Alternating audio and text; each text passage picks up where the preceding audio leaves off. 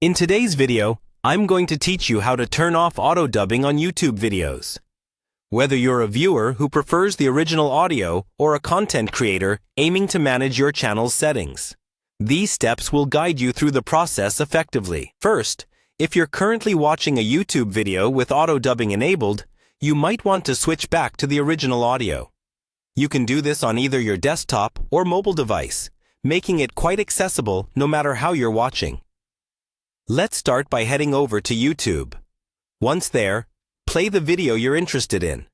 While the video is playing, look for the settings icon, which looks like a small gear, usually located in the bottom right corner of the video player. Clicking on this icon will reveal several options. From these, select the audio track option. A list will pop up displaying the available audio options for the video. Here, simply choose the language labeled as original from the list to switch back to the original audio. This quick fix should satisfy most viewers looking to ditch auto-dubbing for the authentic sound. Now, let's shift our focus to content creators on YouTube. By default, the auto-dubbing feature is enabled for all content.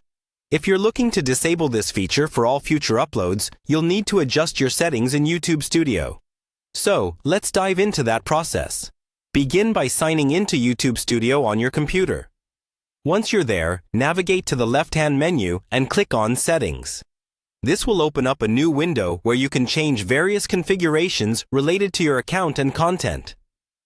Within the Settings menu, go to Upload Defaults, then select the Advanced Settings tab. This is where you'll find the controls for auto-dubbing. Look for a section labeled Automatic Dubbing. Here you'll find a checkbox next to the option Allow Automatic Dubbing. By default, this box is checked, enabling the feature. To turn it off, simply uncheck this box.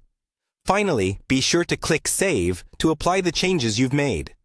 Remember, adjusting this setting will ensure that auto-dubbing is disabled for all of your future video uploads on your channel. And there you have it.